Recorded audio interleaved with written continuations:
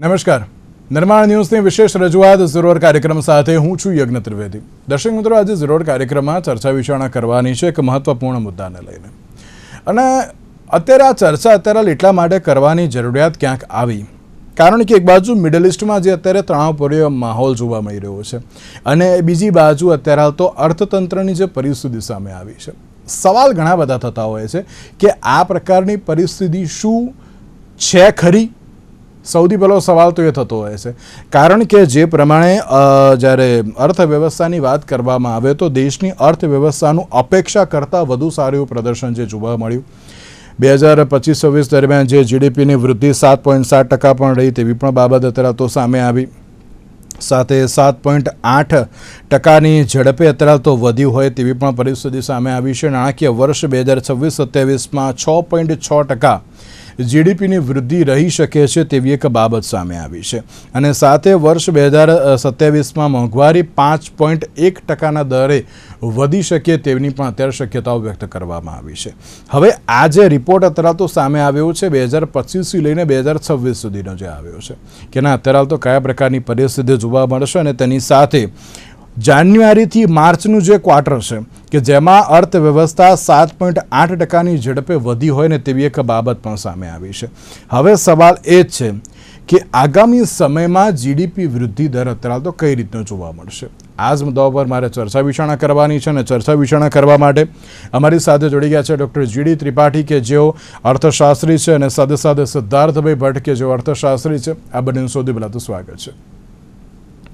સિદ્ધાર્થભાઈ, સવાલ સૌથી પહેલો એ થતો હોય છે કે જીડીપીમાં અત્યારે તો તેજીની બાબત જે જોવા મળી રહી છે અને સવાલ પણ આમાં એ થતો હોય છે કે શું અર્થતંત્રમાં સ્થિરતા છે ખરી? કારણ કે આમાં બે સવાલ થતા હોય કે એક બાજુ મિડલ ઇસ્ટની પરિસ્થિતિ અને બીજી બાજુ અત્યારે જીડીપીના જે આંકડા. હા, એક વસ્તુ સાચી છે કે આ 25થી 26ના છે, આ નાણાકીય વર્ષ 25થી 26ના જે આંકડાઓ છે અને તેમાં પણ સવાલ અત્યારે હાલ એક જ છે કે આ જે આંકડાઓ છે તેના સૌથી પહેલાં તો આપ કઈ રીતે જોઈ રહ્યા છો? એટલે આપની વાત સાચી કે ગયા વર્ષે એપ્રિલ 2025 થી માર્ચ 2026 સુધી બજારમાં તેજી હતી, માંગ પણ હતી, પુરવઠો પણ હતો અને વૈશ્વિક પરિબળો પણ કમ્પેરેટિવલી ભારતની તરફેણમાં હતા કારણ કે પેટ્રોલિયમના ભાવ કંટ્રોલમાં હતા. પણ માર્ચ મહિના પછી જે નાટ્યાત્મક વળાંક આપવામાં આવ્યો છે અને જ્યારે ભારત દેશનું 80%થી વધારે ઈંધણ આપણે આયાત કરતા હોઈએ છીએ એટલે સ્વાભાવિકપણે 2026-27નો એટલે કે આ વર્ષનો જે ઇકોનોમિક પ્રોગ્રેસ હશે એ ગયા વર્ષ કરતા 100% ઓછો રહેવાનો છે.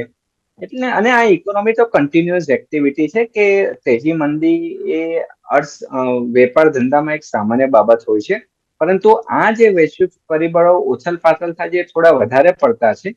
લાસ્ટ યર મોંઘવારી કાબુમાં હતી પરંતુ આ વર્ષની આપણે મોંઘવારી જોઈએ તો એ ઓલમોસ્ટ જે આંકડાઓ છે જે સેમ્પલ લેવામાં આવે છે તો વાસ્તવિક મોંઘવારી જે સરકારી આંકડાઓ રજૂ થતા હોય છે એનાથી વધારે જ રહેવાની છે. રિટેલ ફુગાવો તમે જુઓ ને તો જે રીતે પેટ્રોલના ભાવમાં વધારો થયો, દૂધના ભાવમાં વધારો થયો, ઉનાળામાં શાકભાજીના ભાવમાં વધારો થાય, ખાદ્ય તેલમાં વધારો થાય, ગાડીઓના ભાવમાં વધારો થયો કારણ કે ઈંધણમાં ભાવ વધારો થયો એટલે એ મેઇન રો મટીરિયલ બેઝ કહેવાય કે કોઈ પણ ઇકોનોમીને ચલાવવા માટે સપ્લાય જોઈએ એમાં એની ખાસ કરી ઇમ્પેક્ટ આવતી હોય ને દરેક સેક્ટર ઉપર. પછી રિયલ એસ્ટેટ હોય, એફએમસીજી હોય, પેટ્રોલિયમ કંપની હોય, કેમિકલ હોય, એન્જિનિયરિંગ હોય, ખાતર હોય, એની બધી અસરો આવે એટલે આ વખતે મોંઘવારી ખાસી એવી વધી છે. એ સારી બાબત છે કે પેટ્રોલના ભાવ વિશ્વના બીજા દેશો કરતા સરકારે મેનેજ કર્યા છે, કંટ્રોલ કર્યા છે. રાંધણ ગેસમાં પણ કોમન મેનને કમ્પેરેટિવલી પુરવઠો પડે રહે એવા પ્રયત્નો કર્યા છે.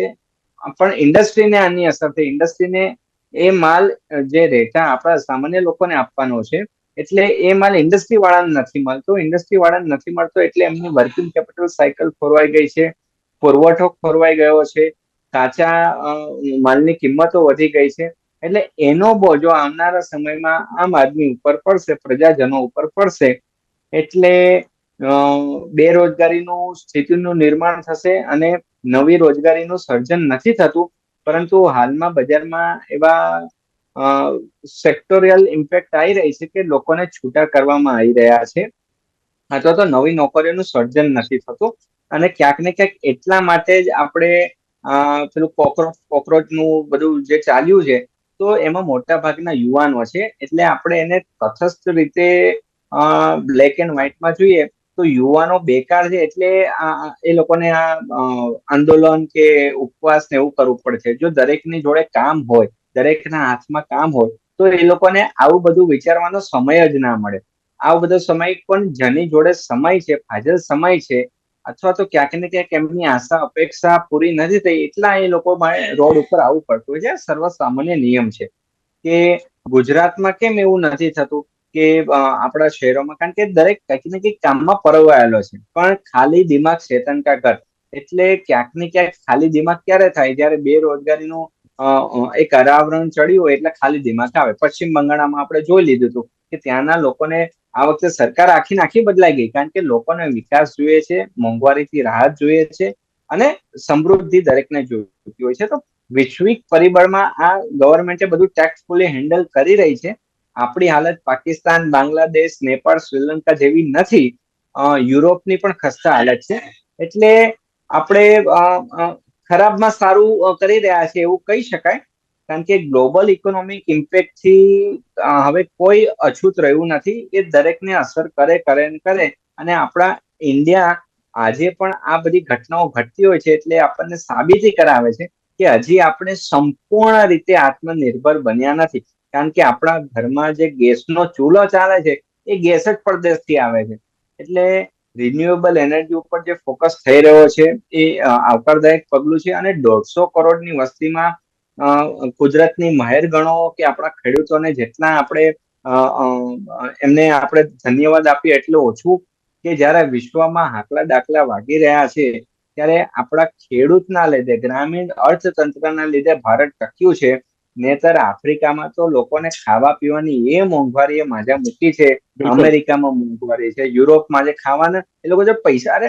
હું તમને કહું યજ્ઞભાઈ, આપણે મિડલ ઇસ્ટની જ વાત કરીએ ને, તો જેવી રીતે આપણે જોડે પેટ્રોલની બબાલ છે ને, એવી જ રીતે મિડલ ઇસ્ટમાં એ લોકોને આપણા બાસમતી ચોખાની લાઈનો લાગે છે, ઘર ભરી રાખ્યા છે. એટલે કુદરતની દયા અને ખેડૂતોની મહેરબાની કે આપણે ખાદ્ય સુરક્ષામાં આત્મનિર્ભર છે. યજ્ઞભાઈ, બિલકુલ સાચી. મારી એક બાબત એ પણ કહેવી છે. અત્યારે તમે જેમ કહ્યું ને કે અત્યારે ઘણા બધા યુવાનો બેરોજગાર છે, કોઈ શંકાનું સ્થાન નહીં. છે, બેરોજગારી છે જ, નથી એવું નથી. પણ અમુક વાર તમે બંને બહુ જ સારા એવા અર્થશાસ્ત્રી છો, આ બંને મારી વાતથી એગ્રી કરશો કે અમુક વાર અમુક જે ચલો ગવર્મેન્ટ સેક્ટર હોય તેમાં જેટલું જોઈતું હોય એટલી જ અત્યારે તો ભરતી કરવામાં આવે, અન્ય અત્યારે તો ન કરવામાં આવે. પ્લસ બીજી બાજુ એ પણ છે કે કોઈ એક વ્યક્તિની જે એક બાબત જે સામે આવી હતી, એ પોતે અર્થશાસ્ત્રી ન હતા અને તેમણે એમ કહ્યું હતું કે જો આજનો યુવાન ધારે ને તો એ પોતે એની જાતે બેરોજગાર ન રહી શકે. એ ધારે ને તો અત્યારે તો એ કોઈ પણ કાર્યમાં આગળ વધી જ શકે છે. બસ ખાલી એક ઈચ્છા શક્તિ હોવી એ બહુ જ જરૂરી છે. ત્રિપાઠી સાહેબ, મારો સવાલ હવે આપણે એ છે કે અત્યારના સમયમાં એક બાજુ જીડીપીમાં તેજીના જે આંકડા આવ્યા છે, બરોબર છે, આ પણ બહુ મોટા જે અર્થશાસ્ત્રી છો 25 અને 26ના આંકડા છે. પણ આ જે બાબત સામે આવી છે કે જાન્યુઆરી માર્ચ ક્વાર્ટરમાં અર્થવ્યવસ્થા 7.8% ઝડપે વધી હતી તેવી જે એક બાબત કહી છે. તેના તરફ તો આ આંકડાને આપ પણ કઈ રીતે જોઈ રહ્યા છો? કારણ કે આ મિડલ ઇસ્ટની જે પરિસ્થિતિ છે એ આઈ થિંક ફેબ્રુઆરીથી જે શરૂ થઈ છે અને ત્યારથી લઈને અત્યાર સુધી ક્યાંક આ અસર પણ જોવા મળી રહી છે. સૌથી પહેલાં આપ આ આંકડાઓને કઈ રીતે જોઈ રહ્યા છો? અને બીજો એક સવાલ મારો એ પણ છે કે અત્યારના સમયમાં આ આંકડા કેટલા યોગ્ય પણ છે? ત્રિવેદી સાહેબ, આપને અને સર્વે દર્શક મિત્રોને નમસ્કાર. આપને પહેલો પ્રશ્ન છે કે જીડીપીના આંકડાઓને કઈ રીતે જોવાય કે મૂલાય એમ. તો એક માપદંડ છે આર્થિક વિકાસનો, જીડીપી, અને એના આધારે જે સૌથી વધારે વિશ્વસનીય છે અને આખી દુનિયામાં બધા જ દેશો જીડીપીના આંકડાઓના આધારે એમનો વિકાસ દર માપતા હોય છે. સવાલ એ છે કે જનવરી ટુ માર્ચ 2025ના આંકડાઓ જે છેલ્લા ક્વાર્ટરના છે, ત્યારબાદ પ્રશ્ન ઈરાન, અમેરિકા અને ઇઝરાયલનો ઉભો થયો છે, જેના કારણે ઇન્ડિયન ઇકોનોમી ઉપર ક્રૂડ ઓઇલના કારણે જબરજસ્ત પ્રેશર છે, કારણ કે ઓલમોસ્ટ 80 to 85% આપણે ક્રૂડ આયાત કરીએ છીએ.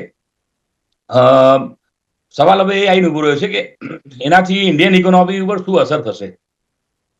બહુ બટ નેચરલ છે, બહુ જ સ્વાભાવિક છે, નેકેડ ટ્રુથ છે કે ઇન્ડિયન ઇકોનોમીની આ ક્રૂડ ઓઇલના કારણે જબરજસ્ત અસર થવાની છે, અને એક સેક્ટર ઉપર નહીં, દરેક સેક્ટર ઉપર એની એક સેક્ટોરલ ઇફેક્ટ થવાની છે, જે આપણે અને આખું એક વિશેષ સાયકલ ઉભો થવાનો એના કારણે. હું આપને કહું કે એના કારણે જો ક્રૂડ ઓઇલ છે, ગેસ છે, કે જે LNG ઇન્ડસ્ટ્રીયલ સેક્ટરમાં મળે છે, જો એ બધું ના મળે તો ઇન્ડસ્ટ્રીયલ સેક્ટરમાં ઉત્પાદન ઉપર એની અસર આવવાની. અત્યારે હાલ એ દેખાય છે, ઘણા સેક્ટરમાં અત્યારે હાલ જે અઠવાડિયામાં એક દિવસ જાહેર રજા રહેતી હતી એની જગ્યાએ અત્યારે હાલ 2 દિવસ રજાઓ ફેક્ટરીઓ આપી દીધી છે. એટલે ટૂંકમાં 7 દિવસના વીકમાં 3 દિવસ રજાઓ છે. એટલે ઓલમોસ્ટ સમજો 30% જેવું અત્યારે હાલ બેકારી જેવું આવી ગયું છે. પ્રશ્ન એ છે કે હવે એ 3 દિવસ જો કામ ના થાય તો ઉત્પાદન ઘટવાનું છે. ઉત્પાદન ઘટે, જો એ પ્રોડક્ટ એક્સપોર્ટ થતો હોય તો એક્સપોર્ટ ઉપર એની અસર થવાની છે, એક્સપોર્ટ અર્નિંગ ઉપર એની અસર આવવાની. ટૂંકમાં એક સાયકલ આખું ઊભો થવાનું. લોકોની આવક ઓછી થવાની, લોકોની આવક ઓછી થાય એટલે એમની માંગ ઓછી થવાની, માંગ ઓછી થાય તો સીધી વાત છે કે ઉત્પાદન ઓછું થાય. જ્યાં આવક ઓછી થાય એટલે બચત ઉપર બી અસર થવાની, કન્ઝમ્પશન ઉપર એની અસર થવાની, વપરાશ ઉપર. આખું એક સાયકલ જે આપણે ઇકોનોમિક્સમાં અમે ભણાવીએ છીએ, આખું એક વિશેષ સાયકલ ઇકોનોમી ઉપર દેખાશે. કોઈ એમ કહે કે આનાથી ઇકોનોમી પર અસર નહીં થાય તો એ વાત બહુ એમાં તથ્ય નથી, એમ સત્ય નથી. એમાં સવાલ એ છે કે આ એક અણધારી કે અનપેક્ષિત જે સરકારના હાથમાં નથી, એક એવી સ્થિતિ છે જે ગમે ત્યારે આવી શકે, જેને આપણે એક્સટર્નલ ફેક્ટર કહીએ છીએ, બાહ્ય ફેક્ટર કહીએ છીએ, પરિબળ કહીએ છીએ. સરકાર એનાથી કઈ રીતે બહાર આવે છે, લોકોને બી એમને વિશ્વાસમાં લીધા છે, કન્ઝમ્પશન ઓછું કરો, હવે એનાથી કેટલી અસર થાય છે એ સવાલ છે. ફોરેક્સ રિઝર્વ ઉપર એની અસર થઈ રહી છે, આપણે વિદેશી ઊંડિયામણ ઉપર અત્યારે હાલ એની અસર થઈ રહી છે, રૂપિયામાં ઘસારો દેખાય છે. આ બધી વસ્તુઓ સાયમલ્ટેનિયસ, જેને કહીએ આપણે સમાંતર, તમને એની અસર દેખાઈ રહી છે. એક આર્થિક બાબત એવી છે કે જે માણસ અર્થશાસ્ત્ર નથી ભણ્યો એને પણ એટલી ખબર પડે છે કે મોંઘવારી વધી જાય છે. આ બધી વસ્તુઓ થાય એટલે સ્વાભાવિક છે કે અર્થતંત્રમાં મોંઘવારી વધે. મોંઘવારી વધે એટલે કોમન મેનને બી નડે અને અમીરને બી નડે, પણ બંનેમાં એ એક કમ્પેરેટિવ એની અસર ઓછી દેખાતી હોય છે, કેમ કે જે અમીર છે એને કદાચ જીવન જરૂરિયાતની વસ્તુઓ પર એની અસર એને ઓછી લાગતી હોય, પણ જે કોમન મેન છે એની અસર વધારે લાગતી હોય છે. આપણી ઇકોનોમી એક એવી ઇકોનોમી છે જે જાણીને આપણે આશ્ચર્ય થશે કે 80% ઇમ્પોર્ટ આપણે ક્રૂડ ઓઇલનો કરીએ છીએ, ગોલ્ડ ઓલમોસ્ટ 100% આપણે આયાત કરીએ છીએ. હવે FDI મોટા ભાગે જે આ ઇકોનોમીમાં આવતું હતું એ લગભગ ઘટ્યું છે, કે વેરી નેક્સ્ટ ટુ નેગ્લિજિબલ થઈ ગયું છે, ન બરાબર થઈ ગયું છે. જે FII અહીંયા હતા એ લોકોએ પૈસા વિડ્રો કરીને બીજા દેશમાં લઈ ગયા, અને એક સાયકલ હોય છે, જ્યારે બી નફો હોય, તમારું શેર બજાર ખૂબ બૂમિંગ માર્કેટમાં હોય, ખૂબ ઊંચું હોય અર્નિંગમાં, ત્યારે એ લોકો પૈસા કાઢી લેતા હોય છે અને દુનિયાના બીજા શેર બજારમાં બીજી જગ્યાએ લોકો લગાવતા હોય છે. અત્યારે હાલ એના કારણે બી આપણે ફોરેક્સ રિઝર્વ ઉપર, વિદેશી ઊંડિયામણ ઉપર ત્યાં હાલ એની પ્રેશર છે. એક રાઉન્ડ આખું એનું હોય છે, અને ઇકોનોમીમાં જો એક ફંડામેન્ટલ ઉપર એની અસર આવે તો એની તરત જ અસર બીજા ઉપર આવતી હોય. એટલે જે વિદેશી રોકાણકારો હોય એ લોકો કમાવા માટે જ અહીંયા આવ્યા હોય, એમને જ્યારે લાગે કે ભાઈ આ ઇકોનોમીમાં આવનાર મહિનાઓ પ્રેશરના છે, કે કમાઈ એટલી નહીં થાય, કે શેર બજાર એટલું નફો નહીં આપે, તરત જ એ લોકો એમાંથી વિડ્રો થવા લાગે. એટલે એની ઇમ્પેક્ટ છે તરત જ તમને ફોરેન ઊંડિયામણ ઉપર, વિદેશી ઊંડિયામણ ઉપર થાય, જે સરકારને અત્યારે હાલ અનુભવ થઈ રહ્યું છે, જેના કારણે રૂપિયા તે હાલ દબાણમાં છે. એક સૌથી મોટો પ્રશ્ન આપણી ઇકોનોમીનો એ છે કે સતત આયાત આપણું વધારે રહ્યું છે, જ્યારે નિકાસ કમાણી આપણી બહુ ઓછી રહી છે. બંને વચ્ચે ગેપ બહુ મોટું છે. એ ગેપને પૂરવા માટે આપણી પાસે જ વિદેશી ઊંડિયામણ હંમેશા જે આ રીતે FII આવે કે જે બીજા પ્રકારના રોકાણો આવે એનાથી આપણે ચાલતું હોય છે, કાં તો સરકાર દેવું કરીને લઈ આવતી હોય છે. સવાલ એ આવીને ઉભો રહ્યો છે કે હવે આયાત ખર્ચ વધ્યું છે ક્રૂડ ઓઇલનું, પ્લસ રોકાણકારો બી પૈસા અહીંયાથી વિડ્રો કરી રહ્યા છે, ત્રીજું કે જે એક્સપોર્ટ છે એ પણ ઘટી રહ્યું છે, આયાત સામે વધી જ રહ્યું છે. એના કારણે પ્રેશર ત્યાં હાલ રૂપિયા ઉપર છે. હું ઘણીવાર સાંભળતો હોઉં છે ટીવી ચેનલ ડિબેટ ઉપર કે છાપાઓમાં અત્યારે હાલ એક ચર્ચા ચાલે છે કે પાકિસ્તાનનો રૂપિયો ઓછો તૂટ્યો છે, શ્રીલંકામાં ચલણ ઓછું ઘસાયું છે, દુનિયાના એશિયાના જે 10 કે 12 ઇકોનોમીઝ છે એમાં સૌથી વધારે ઘસારો ઇન્ડિયન રૂપીઝને છે. તો થોડુંક છે ને આ આંકડાઓ બી એના અભ્યાસ માંગી લે એવા છે. અને આપણા દર્શકોને હું આ વાત બતાવવા માંગુ છું કે તમે ઇન્ડિયન ઇકોનોમીને પાકિસ્તાનની ઇકોનોમી જોડે કમ્પેર ના કરો, બાંગ્લાદેશ જોડે કમ્પેર ના કરો, કારણ કે $1 બરાબર પહેલા તો કેટલા પાકિસ્તાની રૂપિયા છે પહેલા એ જો. છેલ્લા 2, 3, 4 વર્ષમાં એ 400-500 રૂપિયા સુધી ઘસાઈ ગયું છે. એ બોટમ લાઈન હતું એનું. પાકિસ્તાની રૂપિયા $1 બરાબર એની બોટમ લાઈન હતો. દુનિયાનો કોઈ પણ દેશ એને કર્જ પણ નથી આપવો તૈયાર, એને પૈસા આપવો તૈયાર પણ નતું. એટલે IMF નું ત્યાં પ્લાન ચાલે છે અત્યારે હાલ, યજ્ઞેશભાઈ, અને આ નોંધવા જેવું છે. અને એ પ્રોજેક્ટ હેઠળ એની ઇકોનોમીમાં અત્યારે હાલ IMF નું એક ફાઇનાન્સ છે ત્યાં. બીજું કે એની ઉપર અમુક ઘણા બધા પ્રતિબંધો છે IMF ના, જેના કારણે ત્યાં ઇમ્પોર્ટ એ કરી શકે નહીં. એટલે એને ઇમ્પોર્ટ ઉપર પણ બેન છે. એટલે ઇમ્પોર્ટ પર બેન હોય એટલે એને ડોલર જોઈએ નહીં, ઓછા ડોલર જોઈએ, જેના કારણે પણ પાકિસ્તાની રૂપિયા ઉપર પ્રેશર ઓછો છે. એટલે ઘણીવાર હું જોઉં છું કે લોકો કમ્પેર કરે. ઇન્ડિયન રૂપી છે 3.2% ઘસાઈ ગયું છે, જ્યારે પાકિસ્તાની રૂપિયા 0.5% પોઝિટિવ થયું છે. એટલે આ કમ્પેરેટિવ એનાલિસિસ આ ગુમરાહ કરવા માટે છે. એ ખરેખર બંને ઇકોનોમીને તમે સરખામણીમાં લઈ ના શકો. બંનેમાં બહુ મોટી ગેપ છે અને બંનેના કારણો જુદા છે.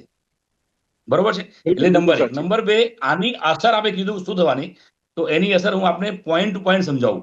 નંબર 1, રૂપિયો ઘસાય છે, ઉત્પાદન ઘટી રહ્યું છે, આયાત તમારું હવે 100% વધવાનું, આયાત માટે તમારી પાસે ફોરેક્સ જે વપરાવાનું, આ બધી વસ્તુઓમાં તમારે મોંઘવારી વધવાની.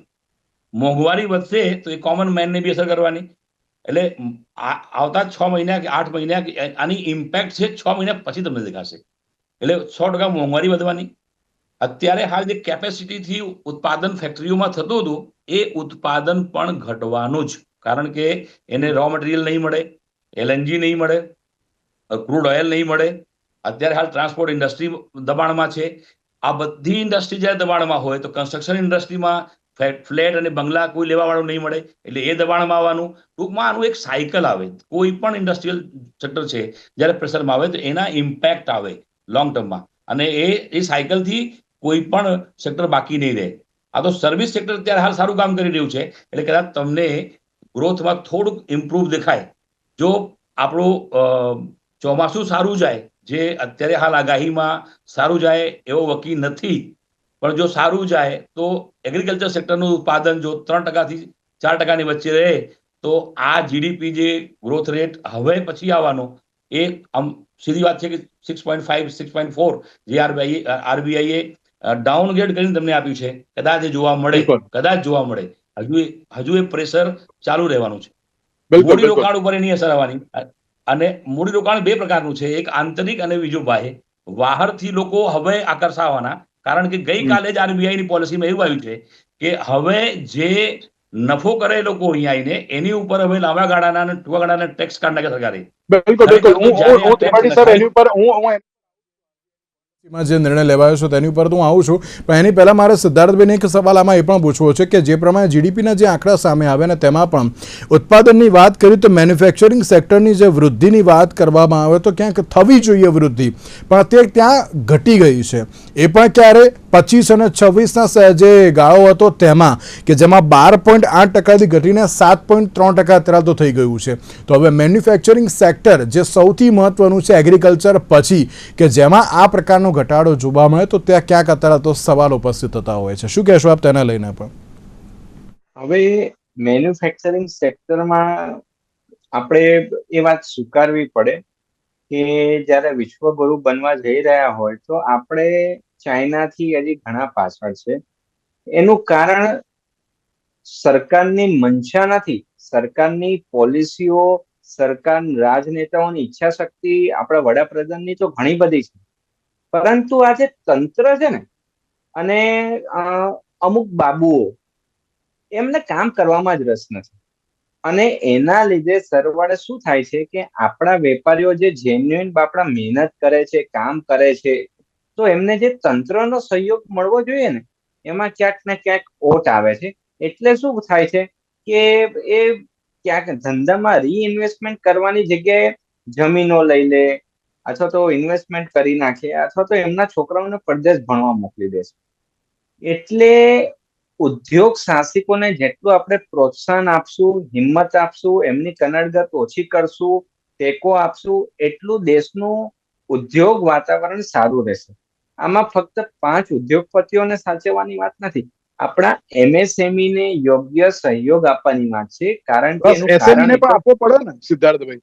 હા, બરાબર છે. હું પ્રેક્ટિકલ જો તમને કહું તો હાલમાં શું પરિસ્થિતિ થઈ છે, કારણ કે બધાના એક્સપોર્ટ ઉપર અસર થઈ છે. કારણ કે એક્સપોર્ટ કરવામાં શિપિંગ લાઇન હોય, એક્સપોર્ટના વ્યવસ્થિત તંત્ર ના ચાલતું હોય, એટલા માટે ઓર્ડરો હોલ્ડ ઉપર થઈ ગયા હોય, વર્કિંગ કેપિટલની કાર્યકારી મૂડીની ખેંચ પડતી હોય, તો બેંકો એવી જડતા રાખે ને, ભાઈ તમારી સીસી લિમિટ આટલી જ છે, એટલે તમને આનાથી વધારે નહીં મળી શકે, તમે મોર્ગેજ ઓલરેડી કરી દીધું છે. હવે સરકારની ક્રેડિટ ગેરંટીની, વર્કિંગ કેપિટલ એક્સટેન્ડ કરવાની યોજનાઓ છે, પરંતુ જ્યારે પેલો બાપડો ઉદ્યોગપતિ કે નાનો વેપારી બેંક જોડે જાય છે, તો એને ચંપલ ઘસવા સિવાય કશું આવતું નથી. એટલે ગેપ છે. વડાપ્રધાન શ્રીની જે ઈચ્છા છે અને વાસ્તવિકતામાં જે લોકો કામ એક્ઝિક્યુશન કરવાનું છે, એ લોકો એસી કેબિનની બહાર આવવા તૈયાર નથી. વેપારીઓને કેટલો પરસેવો પડે છે આ આખરી ગરમીમાં, એ એમને એમને એમને ફિલિંગ્સ સેન્સિટાઇઝ જ નથી કે ભાઈ મારી નોકરી સુરક્ષિત છે ને, જેને આવવું હશે મારી એસી કેબિનમાં આવશે. એટલે આ બધો મોટો પ્રશ્ન છે. ચાઇનામાં કેવું છે કે ચાઇના વાળો, એનું તંત્ર, એના કામદારો, એના ઉદ્યોગપતિઓ અને સરકારની બાબુઓની પ્રોએક્ટિવ પોલિસી, કારણ કે ત્યાં સરમુખ્યતાશાહી છે. એટલે એમ કે કાલથી બધાએ ઇલેક્ટ્રોનિક વાહન બનાવી દેવાના, એટલે સરકારનો એક આદેશ એટલે માથે ચડાવવો પડે. અહીંયા આપણે લોકશાહીના ફાયદા પણ છે અને ગેરફાયદા પણ છે. સૌથી વધારે દુરુપયોગ આ જે તંત્ર છે ને, એ એનો હેતુ સિદ્ધ નથી થવા દેતો. એટલે વેપારીઓ પણ અકળાયા છે, કંટાળ્યા છે, પણ કે તો કોને કે? એ ઉપર મંત્રીઓને કે, પણ મંત્રીઓનું બાબુઓ જોડે કેટલું ચાલે છે એ પણ એક યક્ષ પ્રશ્ન છે ને. કારણ કે વડાપ્રધાન શ્રી જયારે ગુજરાતના મુખ્યમંત્રી હતા, તો એમનો તંત્ર ઉપર કંટ્રોલ હતો, હોલ્ડ હતો. શું આજે આપણને દેખાઈ રહ્યું છે? તો એ પ્રજા જાણે છે કે કેટલો ખાલીપો સર્જાયો છે. નેતાઓ એમનું પ્રયત્ન કરે છે, પરંતુ જ્યાં સુધી આ મેકેનિઝમ સુદૃઢ નહીં થાય અને ખરી વાસ્તવિકતા કોઈને ગમે કે ના ગમે, આપણે તો સીધું આંકડા કહેવાના વાળા. તમિલનાડુ આપણાથી આગળ છે, મહારાષ્ટ્ર આગળ છે, યુપી સરસ મજાનું કામ કરી રહ્યું છે.